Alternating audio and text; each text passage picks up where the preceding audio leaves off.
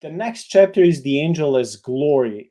We know that that glory is personified at Mount Sinai, and I'm just quoting from your book. The glory of the Lord dwelt on Mount Sinai, right, in Exodus 24:16. The word dwelt is the verb shakan. It is from this that the famous Shekinah derives. Shekinah is basically a word for glory. Shekinah um, is not a biblical word. It is found throughout the Targums, like Memra for word. In the Targums, one Bible dictionary says the Shekinah, maybe someone will say Shekinah, but I think it's okay to say Shekinah, right?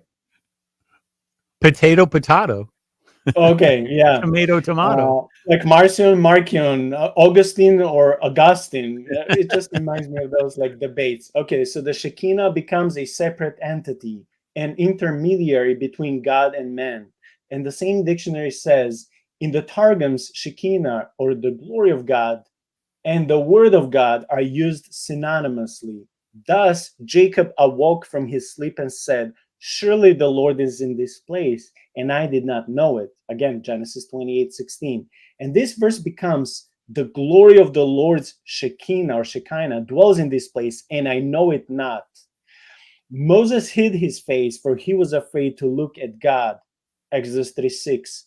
And this becomes so that he was afraid to look upon the height of the glory of the Shekinah of the Lord.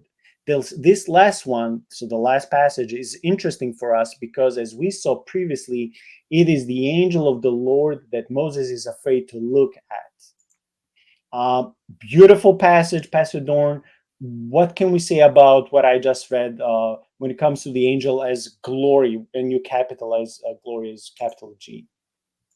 Well, let me just say a couple of things here, Nicola. One is that uh, is to first explain what a targum is, because some people may not know what that is. So these are Aramaic translations of the Old Testament that the Jews were using in their synagogues.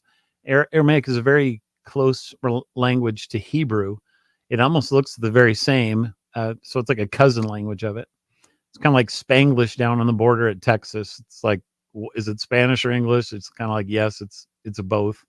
Aramaic was also the lingua franca of the day. So most people spoke Aramaic, whereas they may not have spoken Hebrew at that point in time.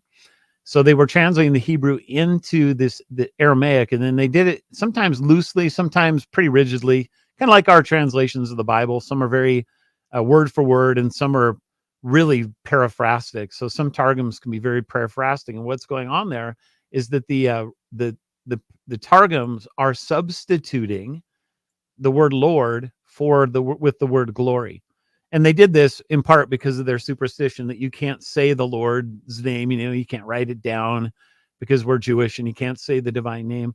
So what they did is they substituted glory for that. Or to go back to what we said before, sometimes they'll substitute name for Lord, or sometimes they'll substitute word for Lord. This is all the same idea. This is what we saw in John 1, chapter 1, where the glory and the name and the word are all there.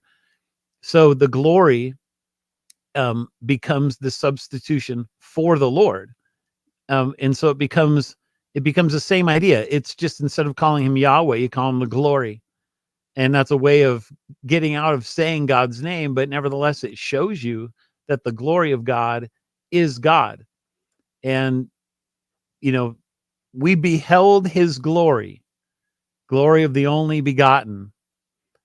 That's what John says also in John chapter 1, because he understands his Old Testament.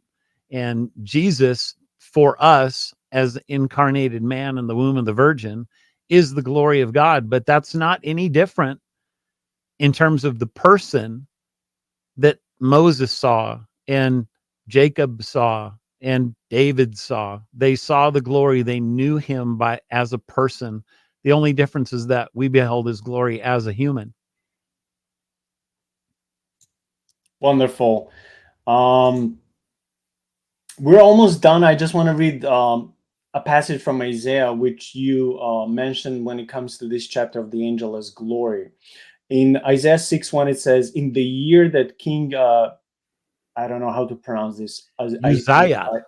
Uzziah died, Uzziah. I saw the Lord seated on a throne, high and exalted, and the train of his robe filled the temple. Now, again, if we don't know the context, if we don't study words, if we don't check, theologians and stuff like that, we can just read this and marvel and then continue going on. But I like this, which you included in this chapter. You said that John says, not John the Baptist, but John who wrote the gospel.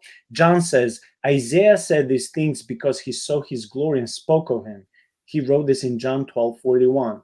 Who is the he and the him in this verse? In the context, it is Jesus, verse 36.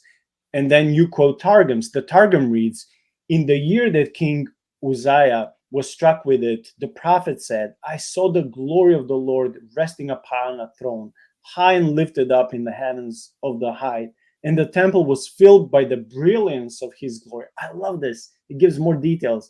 It was filled by the brilliance of his glory. For my eyes have seen the glory of the Shekinah of the eternal King, the Lord of hosts. I think this is a beautiful ending of the chapter. And before we pass to the divine council chapter, is there anything you would like to add on this chapter when it comes to angel of his glory? Yeah, I had forgotten about the John and Isaiah connection till you brought it up just for the show, and it's just such a wonderful one. I mean, people who want to know about this theology from the Old Testament, the best place you can go is read the Gospel of John, because John knows everything about it. And John is essentially saying, he's not essentially saying, he literally is saying that Isaiah saw Jesus because he's the glory of God.